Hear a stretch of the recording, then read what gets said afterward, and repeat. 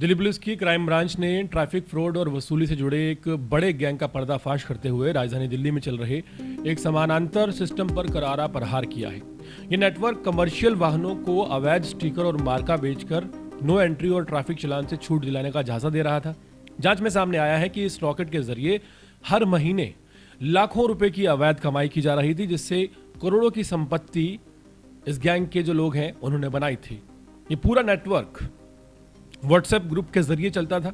इन groups में route checking point, traffic police की तैनाती और रास्तों की रियल टाइम जानकारी दी जाती थी। गिरोह के लोग खुद सड़क पर मौजूद रहकर पुलिस की मूवमेंट पर नजर रखते थे और तुरंत ड्राइवरों को अलर्ट भेजते थे कि कहां से निकलना है और कहां पर रुकना है।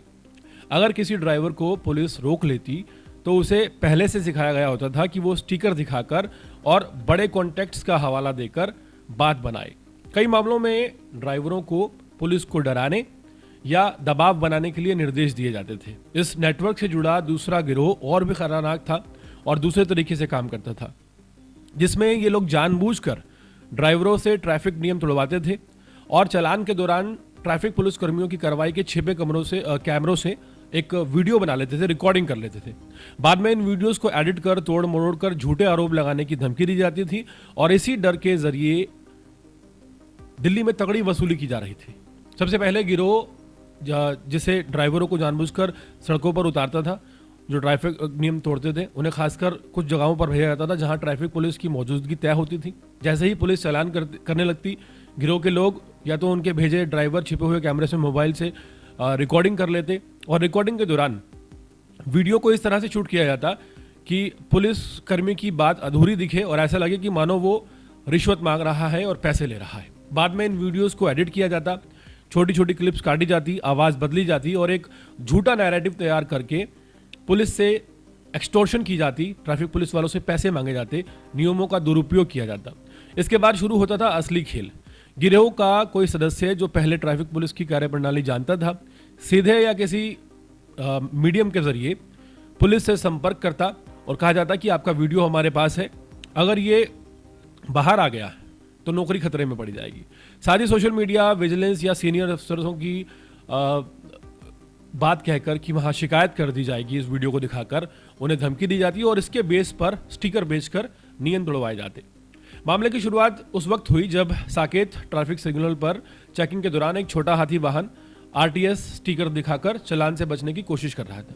पुलिस को शक हुआ तो चालक के मोबाइल और व्हाट्सएप ग्रुप्स की जांच की गई, जहां से एक संगठित सिंडिकेट के सबूत मिले जो ट्रैफिक नियमों का धाता बताकर ड्राइवरों और वाहन मालिकों को गुमराह कर रहा था। जांच में सामने आया कि रिंकू राणा नाम के शख्स को इस रॉकेट का मास्टरमाइंड पाया गया, जो हर महीने नए डिजाइन और कोड वाले स्टिकर छपवाकर 2000 से 5000 रुपए प्रति व्हीकल वसूलता था। क्राइम ब्रांच ने कार्रवाई करते हुए रिंकू राणा और उसके सहयोगी सोनू शर्मा को गिरफ्तार किया है। इस छापेमारी में 31 लाख रुपए नगद, 500 से अधिक फर्जी स्टिकर, कई मोबाइल फोन और दिल्ली हरियाणा से करोड़ों रुपए की संपत्ति के दस्तावेज बरामद किए गए हैं। जांच में यह भी सामने आया है कि व्हाट्सएप ग्रुप के जरिए ट्रैफिक पुलिस की मूवमेंट की जानकारी रियल टाइम में उन सभी ड्राइवर्स तक पहुंचाई जाती थी जिनको स्टिकर भेजे गए थे। कुछ मामलों में ये गिरोह ट्रांसपोर्टरों से भी वसूली करता था। उनसे कहा जाता था कि अगर पैसे नहीं दिए तो जानबूझकर उन्हें बार बार नियम तोड़ते हुए पुलिस के सामने फंसा दिया जाएगा या उनका माल जब्त भी कर लिया जाएगा। इस तरह ड्राइवर और पुलिस दोनों को घेर कर यह गिरोह दो तरफा वसूली कर रहा था। दिल्ली पुलिस क्राइम ब्रांच की इस जांच के दौरान एक अन्य संगठित सिंडिकेट का भी खुलासा हुआ, जो ट्रैफिक पुलिस कर्मियों को झूठे मामले में फंसाने की धमकी देकर वसूली करता था।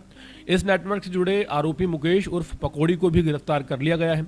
पुलिस के मुताबिक अब तक 3 अलग अलग सिंडिकेट से जुड़े 8 आरोपी ऐसे मामलों में पकड़े जा चुके हैं और आगे भी दिल्ली पुलिस की कार्रवाई जारी है। एक ऐसा गिरोह जो राजधानी दिल्ली में न सिर्फ गलत तरीके से एंट्री और नो एंट्री के स्टिकर बेच रहा था, एक तरफ ट्रांसपोर्टरों को लूट रहा था, दूसरी तरफ दिल्ली पुलिस ट्रैफिक कर्मियां हैं उनकी वीडियोस बनाकर उन्हें एक्सटॉर्ट कर रहा था, लगातार उनसे वसूली की जा रही थी। हाल फिलहाल एक बड़ी कामयाबी दिल्ली पुलिस को मिली है और इन लोगों को गिरफ्तार कर लिया गया है।